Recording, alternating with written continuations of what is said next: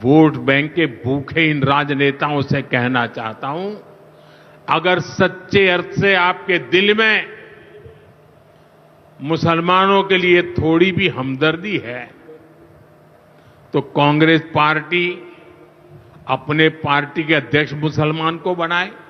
क्यों नहीं बनाते भाई?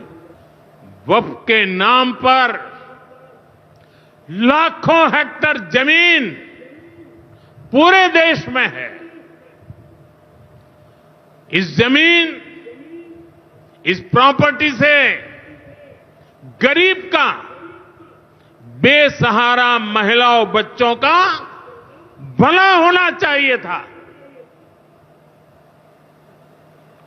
और आज ईमानदारी से उसका उपयोग हुआ होता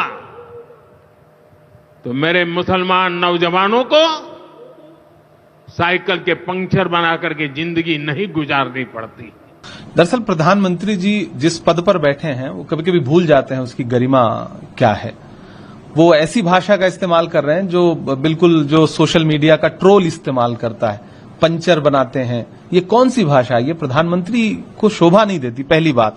दूसरी बात, आपने पिछले 10 साल में, 11 साल में इस देश के युवाओं को इस स्थिति में ला दिया है कि उनके पास पंचर बनाने के अलावा, और पकौड़ा तलने की सलाह तो प्रधानमंत्री ने खुद दी थी, तो आपने इस देश के युवाओं को रोजगार के लायक तो छोड़ा नहीं है। यही एक रोजगार बचा है, या तो वो पकौड़ा तलें या तो वो पंचर बनाएं। प्रधानमंत्री जी, मुसलमान सिर्फ पंचर नहीं बनाता है। मैं गिनाना शुरू करूंगा तो बहुत सारी चीजें ऐसी हैं कि मैं गिनाऊंगा कि मुसलमानों ने क्या क्या बनाया है, लेकिन ये समय वो समय नहीं है कि मैं ये चीजें गिनाऊं और आप तंज करें। कांग्रेस पर आप आरोप लगा रहे हैं कि कांग्रेस हमदर्दी रखती है। मैं आपसे पूछना चाहता हूं कि आप नफरत करते हैं क्या? आप अपने देश के ही एक नागरिक समूह से नफरत करते हैं क्या? अगर आप नफरत ना कर रहे होते तो आपने मुख्तार अब्बास नकवी को, शहनवाज हुसैन को, एमजे अकबर को, जफर इस्लाम को, सबको डस्टबिन में क्यों डाल दिया है? इसका मतलब आप नफरत करते हैं। आप वक्फ बिल ला करके आज कह रहे हैं कि मुसलमानों का भला करना चाहते हैं, पसमानदा मुसलमानों का।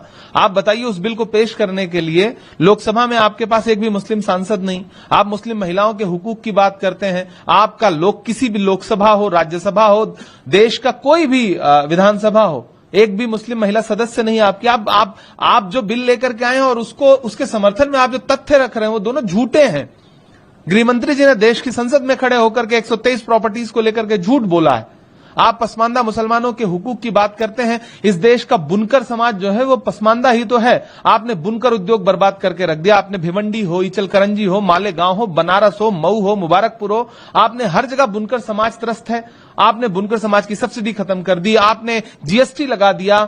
आपके संसदीय क्षेत्र बनारस में बुनकर समाज ईंट भट्टे पर काम करने के लिए मजबूर है। ये पसमानदा समाज के साथ आपने व्यवहार किया है। इस देश में पिछले 10 साल में मॉब लिंचिंग के शिकार जितने लोग हैं, मैं गिनाना शुरू करूं तो अखलाक से लेकर के, पहलू से लेकर के और तबरेज अंसारी तक सब पसमानदा समाज के ही तो लोग हैं।